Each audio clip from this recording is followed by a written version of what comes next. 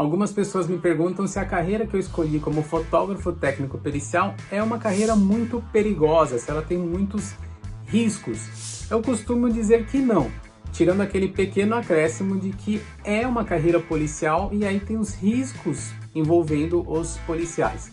Mas, como essa era uma preocupação minha antes de ingressar e também os meus familiares, quando eu contava que eu queria ser um fotógrafo da polícia, tinha muitos mitos aí, né? Eu resolvi fazer esse vídeo e numerar não, né? Relacionar alguns riscos que são os riscos mais comuns que o fotógrafo corre, que o fotógrafo pode estar sujeito, para que você veja que não são riscos muito diferentes de outras carreiras. Então, por isso que eu acho que não é uma carreira tão arriscada como todo mundo que está de fora acredita. Eu fiz uma relaçãozinha, vou falar aqui para vocês, né? Dividi em riscos, seguindo a orientação deste livro aqui, né? Que fala sobre doenças ocupacionais, né? Os riscos que todos os profissionais correm, porque foi sobre esse tema que eu falei no meu TCC, no meu trabalho de conclusão de curso da faculdade de engenharia que eu fiz.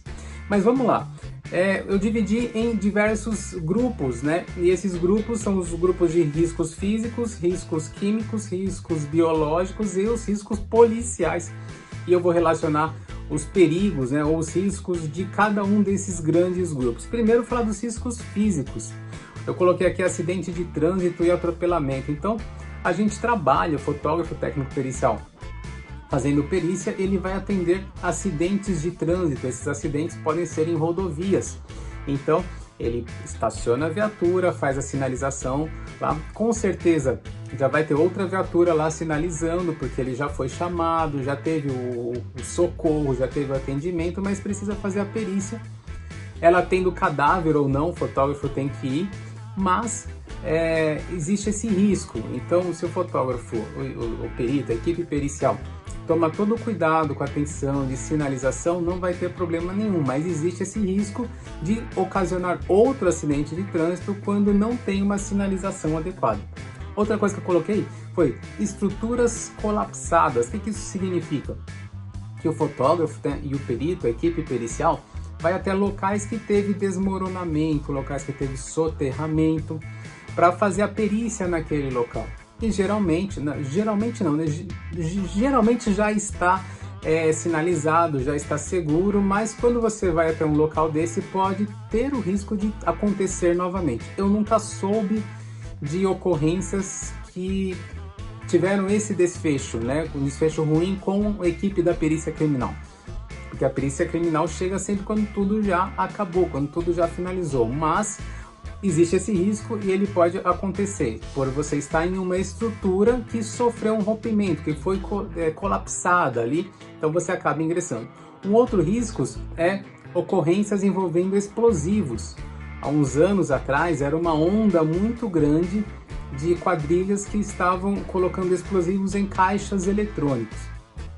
E também, quando é descoberto, a polícia vai até o local e requisita o exame de corpo de delito, o exame da perícia criminal para esses locais. Às vezes o explosivo ainda está no local, então é solicitado uma equipe da polícia militar, que é o GAT, que é o grupo especializado para fazer a remoção desse artefato explosivo para um outro local, e neste outro local ocorre a detonação. E o perito tem que acompanhar também a detonação.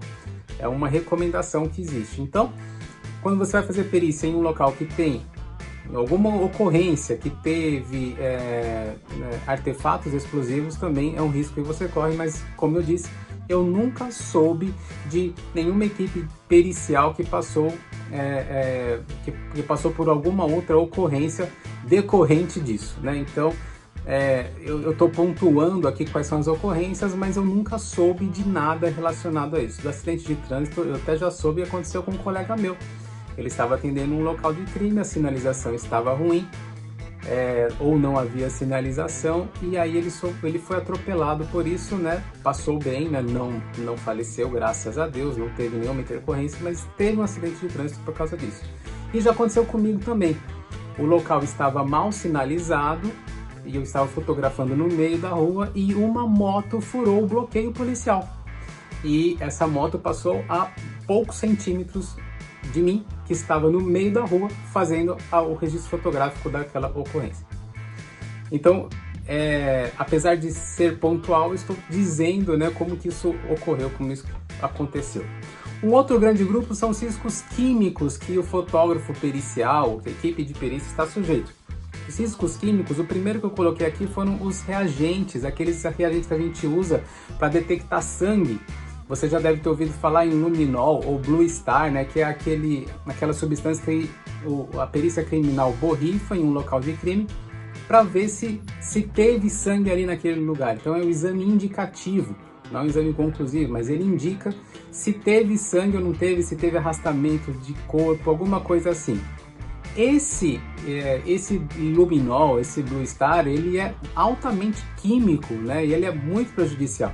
E várias vezes eu, na minha experiência, já precisei usar o luminol dentro de carro. Então, para fazer esse exame tem que estar tudo escuro. Então, por exemplo, a gente vai fotografar dentro de um carro que teve uma suspeita de que um corpo foi levado ali. Então a gente quer saber se tem vestígio de sangue dentro daquele carro. O carro tem que estar completamente escuro.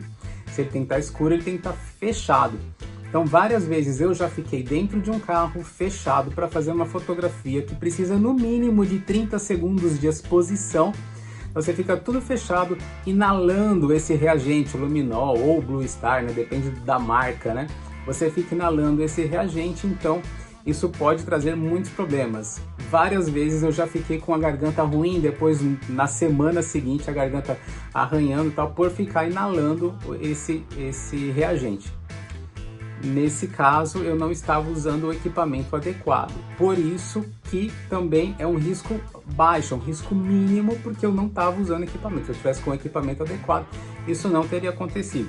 Então, tem esses riscos químicos, também ácidos relacionados a exames de chassi. Quando tem adulteração de chassi de veículo, o perito criminal joga ácido nessa superfície que foi adulterada para revelar o que tinha antes, para revelar o numeral que estava lá antes. É possível, né? É um exame pericial, é possível detectar esse tipo de coisa, mas a inalação desses reagentes podem trazer grandes problemas à saúde. Lembrando que se você estiver usando equipamento específico, esse malefício vai ser reduzido bastante.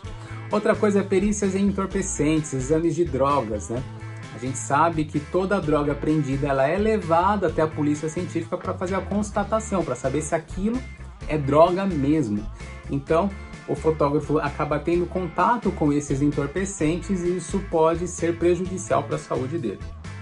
Outro grupo, riscos biológicos. A gente sabe que os cadáveres eles soltam sangue e outras secreções e a gente acaba tendo contato com isso. É claro, vou usar equipamento específico, vou usar luva, vou usar um avental adequado, nem sempre é fornecido pela instituição, mas está disponível sim. Então, basta usar equipamento específico para não estar diretamente envolvido com esse agente. Mas, lembrando, é só um risco, tá? Eu estou aqui pontuando as situações piores possíveis, lembrando que isso não necessariamente vai acontecer com você. Eu, por exemplo, nunca tive problema com esse tipo de fluido que sai do cadáver, seja sangue ou outros fluidos aí. Outra coisa, insetos nos locais de crime ou nas vítimas. Existe nas vítimas a fauna cadavérica, que são os bichinhos que ficam durante aquela decomposição do cadáver. Existe a entomologia forense que estuda, por exemplo, o tempo da morte, analisando esses bichinhos, analisando esses animaizinhos, esses insetos que estão no cadáver ou em volta do cadáver. Então é importante para a criminalística esses insetos. Mas são riscos que os peritos criminais, os fotógrafos, os desenhistas, pessoas relacionadas à perícia estão diretamente ligados. Com equipamento adequado, isso não vai ter nenhum problema. E outra contaminação por vírus e bactérias que, tendo contato com outras pessoas e outros locais, né, a gente sai da nossa zona de segurança e acaba ficando exposto a isso também, mas são riscos de qualquer outra carreira que a gente já está pontuando aqui. E o último risco, que é o risco policial. Esse sim, que é aquele da pergunta inicial que todo mundo me pergunta, é arriscado? É ou não tá? O fotógrafo, assim como o perito criminal, a gente chega nos locais de crime quando tudo já aconteceu e quando tudo já acabou. Então a gente não está naquela linha de frente, a gente não está naquela exposição policial direta com o crime, né? Diretamente no crime, mas a gente pode estar dentro da viatura, fazendo o deslocamento até o local do crime, e às vezes a gente passa por um outro local que não tem nada relacionado com aquele crime, mas a gente passa, a gente presencia outro crime.